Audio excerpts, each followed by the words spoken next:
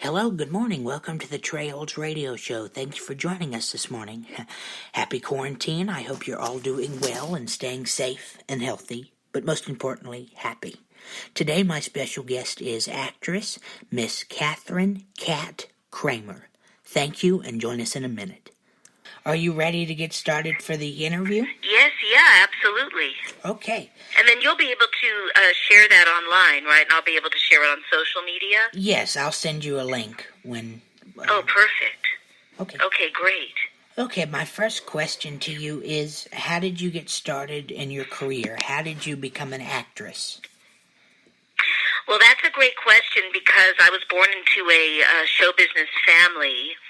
My father was filmmaker Stanley Kramer. My mother is actress, producer Karen Sharp Kramer. And my godmother, who I'm named after, was Katharine Hepburn. Oh, wow. But I'm not even sure that contributed to me wanting to be in show business, because supposedly, according to my mother, I came out at the age of 2, looking for my Klieg light, so to speak. I was always involved with singing and dancing and music and performing, even when I was in the crib. So at that small age, I don't even think I knew who my parents were, what my heritage was. So I've always wanted to be a performer and an actress from when I was a toddler. So I think it's something in my DNA, but it's also kind of a destiny thing. It's what I've always wanted to do. Yeah, you were surrounded by it, by your family, and it, I guess... Yes.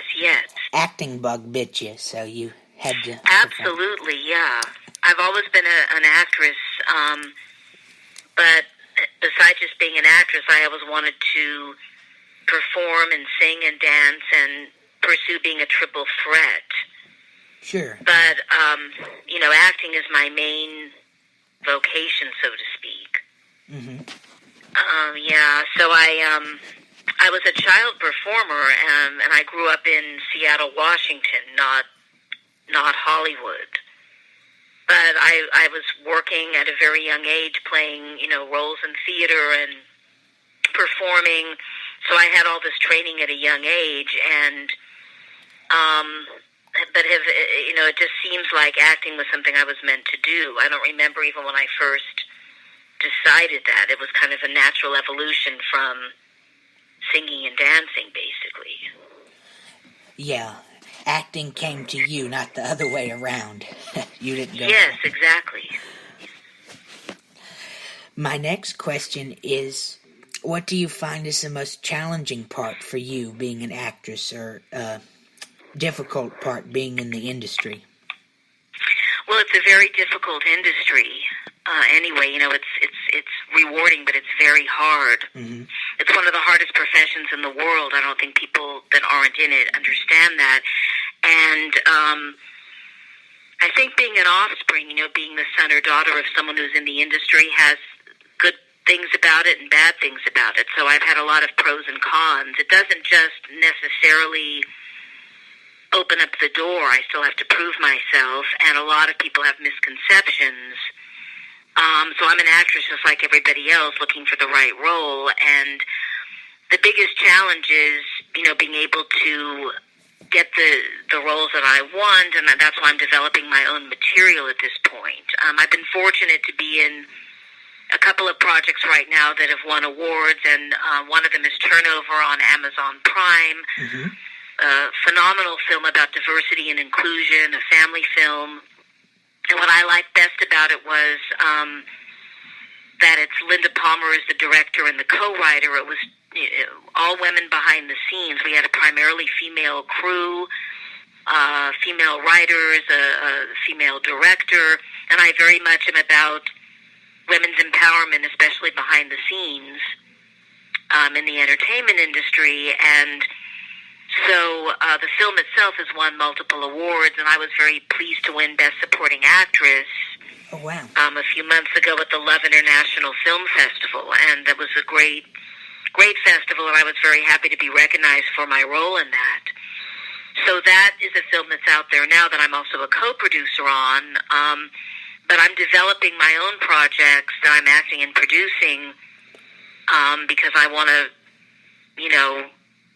pave the way for other creators, basically. It's so hard to be waiting by the phone for the phone to ring to actually be offered a role. It's so much more empowering if you're developing your own. And I'm happy to say I'll be working with Linda Palmer on 2 other projects coming up. And then I'm also in Mother's Day Memories. Mm-hmm. I'm sure you know that project. It's a dramatic short film about Alzheimer's disease and its effects on families. And I play Michelle, the wife of the man that his mother is struggling with Alzheimer's. That Jody Jarris plays his mother, and Bill Hoverston is he was the creator of the project because it's actually a true story about his own mother and the struggles that she went through with Alzheimer's.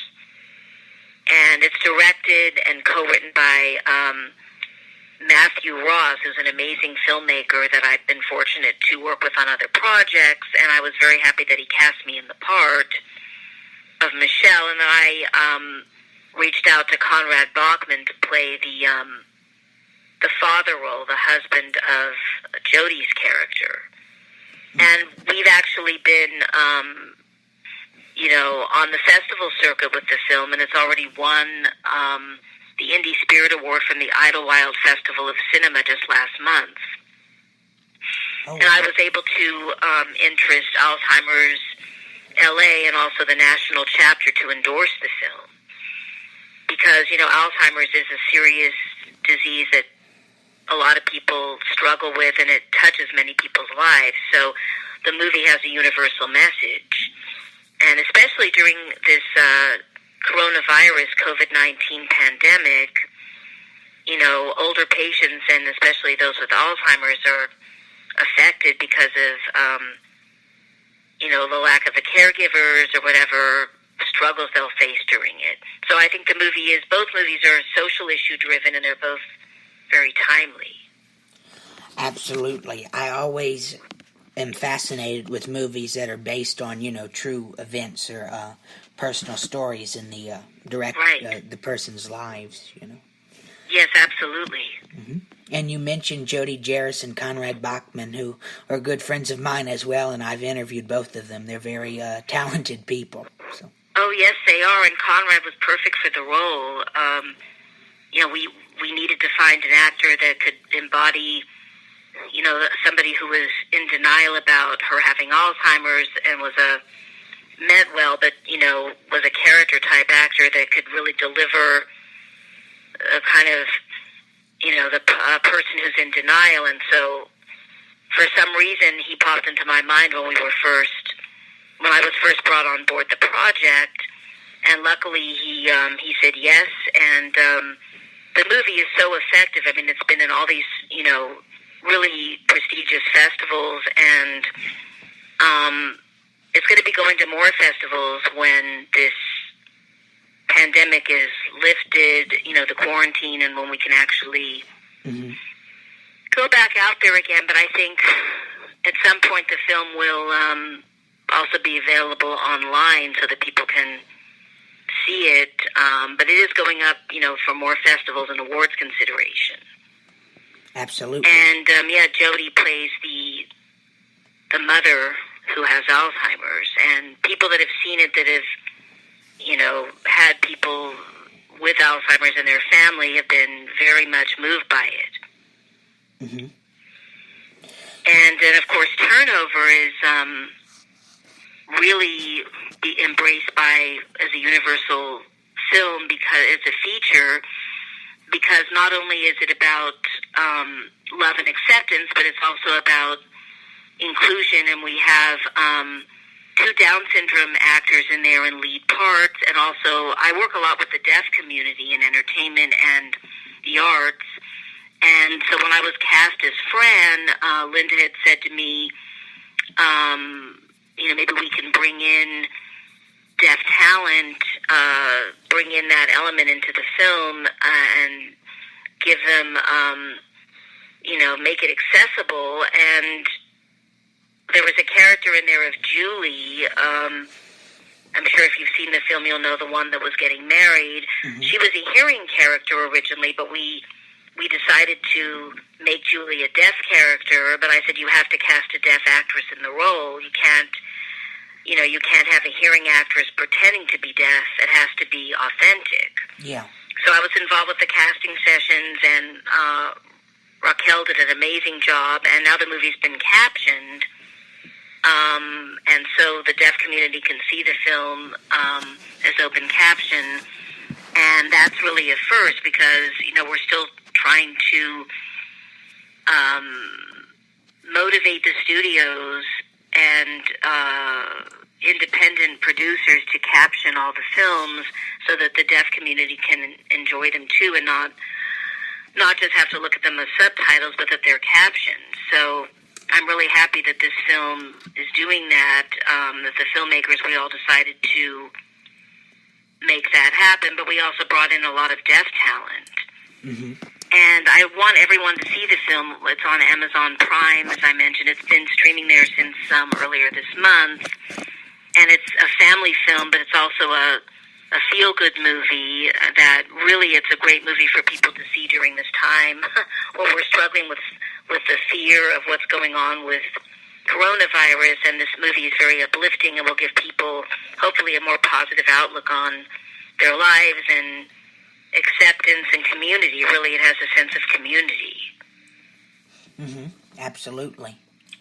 Yeah, I'm all about inclusion in the industry, Yeah. Actors come in all shapes and forms, I have autism, and I'm an actor, so... right.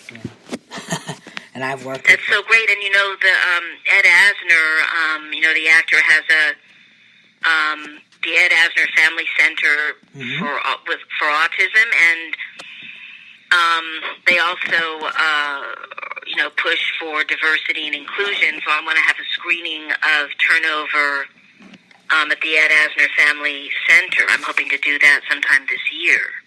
Oh, yeah, I know Ed. I've interviewed him, Ed. Yeah. He's phenomenal, yeah. Oh, absolutely. Yeah, he does. Originally, we wanted him to be a part of Turnover. It didn't work out for his schedule, but, it's a movie that I would definitely love him to see, and, now there's a great chance. I'm going to be presenting it anyway, screening both Mother's Day Memories and Turnover at some point, mm-hmm. In conjunction with my screening series, Kramer's Films That Changed the World. And that's the cinema series I founded 10 years ago to promote socially conscious features and documentaries. I primarily screen documentaries and have had world premieres, but and they're not films I'm in per se, they're just films with the social issues I'm mm-hmm. Exploring at the moment. But I definitely would like to do some special screening in conjunction with the 10th anniversary for my screening series with Turnover and Mother's Day Memories. Absolutely. And so that will happen at some point. Absolutely. Yeah, once all this coronavirus is lifted, the industry should be moving and booming again, because everything is just shut down. And, it is. And, animation's going to be booming, and children's programming. And I have to say, just to give a little teaser, I'm working on developing projects. A couple of them incorporate animation, and they're also for families and children and enlightenment. And, the animation drives the story and the other way around, too. I mean, it's really, animation is something that will be, there's a strong need for that anyway, but in storytelling, animation's going to be used more and more during the new normal, so to speak. Absolutely. Well, you've been all over the place. You've been busy.